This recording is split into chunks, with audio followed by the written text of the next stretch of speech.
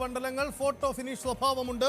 പാലയിലും ആ ചിത്രം വരുന്നുണ്ട്. പാലയിൽ 13 റൗണ്ടുകൾ പൂർത്തിയായപ്പോൾ 2528 കാപ്പന്റെ ഭൂരിപക്ഷം. ഇനി അവശേഷിക്കുന്നത് കൊഴുവനാൽ, മീനച്ചിൽ പോലെയുള്ള പഞ്ചായത്തുകളാണ്.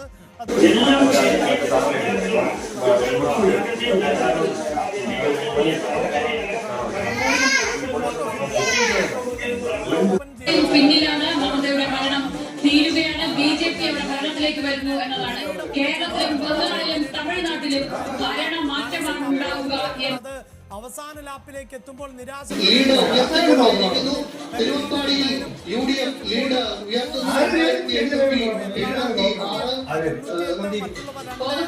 അത് 100 UDF സാങ്കേതികമായി 100 എടുത്ത് മുന്നിട്ട് നിൽക്കുമ്പോൾ ഇപ്പോഴും LDF 40-ൽ താഴെ എന്നതാണ്